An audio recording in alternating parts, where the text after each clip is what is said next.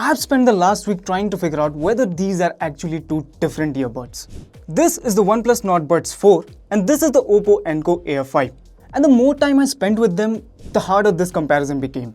Same size drivers, the same battery claims, the same 52 decibels active noise cancellation, the same companion app, even the fit feels almost identical. And the exact same price, $3,100 each. So are these genuinely different products? Or are OnePlus and Oppo selling the same product with different logos? I've been testing both and the answer isn't as straightforward as I expected. Let's find out, and if you're new here, make sure you're subscribed for honest, no-nonsense tech content. Let's start with the design. The Oppo Enco Air5 has a smooth, pebble-shaped case that's compact enough to disappear into any pocket. The Nord Buds 4 uses a squarer design with a marble-inspired finish that gives it a little more character. Personally, I prefer the OnePlus's case, but that's completely subjective. The earbuds themselves are very similar. The only difference, Oppo uses glossy stems while OnePlus sticks to a matte finish. Both weigh just 4.3 grams and I comfortably wore them through long editing sessions without any discomfort. The Oppo feels slightly more natural in my ears, while the OnePlus sits a little more securely when I'm walking around. Both are IP55 rated, although that only applies to the earbuds. Overall, there's very little separating them. So, this round is a draw. Now, noise cancellation. ANC is easily one of the biggest selling points for these. Both claim up to 52 decibels of noise cancellation, which sounds ambitious at this price. So I tested them during metro rides, in cafes, and while editing articles with a table fan running right next to me. And honestly, both of them impressed me. Low frequency sounds like traffic, trains, ceiling fans, and air conditioners were reduced dramatically. Even office chatter faded enough that I could concentrate on my work. In terms of actual noise cancellation, I couldn't tell any meaningful difference. Call quality is where both start showing their budget roots. Each earbud packs 3 microphones and promises solid wind noise reduction. In quieter environments, calls sounded perfectly clear. But in heavy traffic or crowded metro stations, both struggle to isolate my voice from the background. Now, neither of them is bad, but they aren't exceptional either.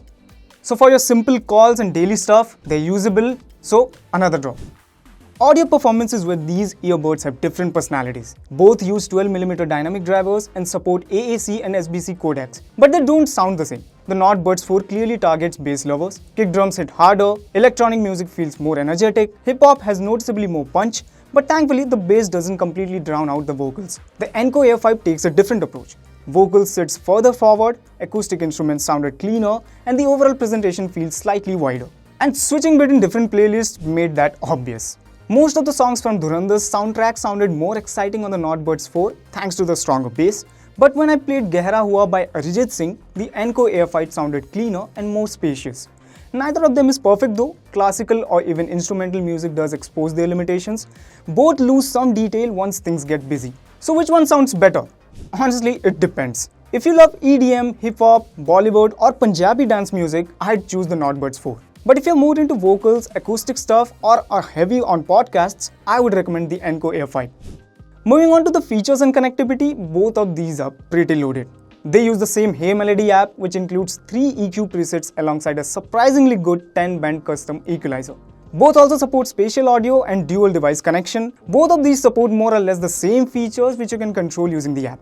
They also get wear detection, so you get autoplay pause for your music and videos.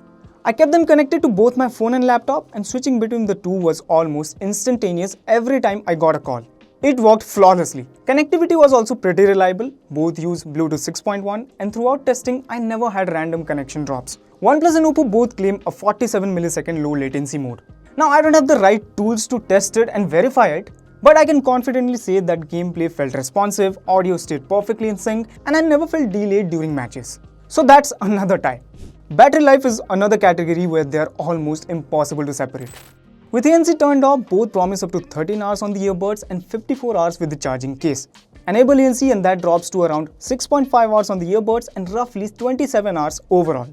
My real-world experience lined up pretty closely with those claims. The only noticeable difference between the two comes when you are in a hurry. A 10-minute charge on the Nord Buds 4 gives you up to 4 hours of playback. That quick top-up proved genuinely useful more than once. It's not a huge advantage, but it's enough to give this round to OnePlus Nord Buds 4. Both also get TÜV Rheinland battery health certification, which basically means that these will last you a long time, over 1000 plus battery cycles. So, after all this, which one should you buy? Well, this hasn't been one of those comparisons where one product completely outclasses the other. These earbuds share an incredibly similar foundation.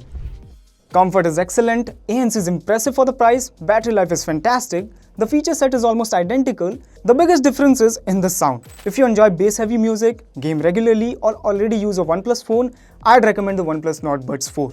But if your playlist is filled with vocals, acoustic tracks, or podcasts, and you prefer a cleaner, more spacious sound, the Oppo Enco Air5 is the better choice. Everything else is either tied or depends entirely on what you listen to. So no, these aren't the same earbuds. They may seem very similar at first, but they are actually tuned for different listeners. And that's exactly what makes choosing between them more difficult than I expected. Now, I want to hear from you. Which one would you pick? Let me know in the comments below. Thanks for watching, and I'll see you guys in the next one.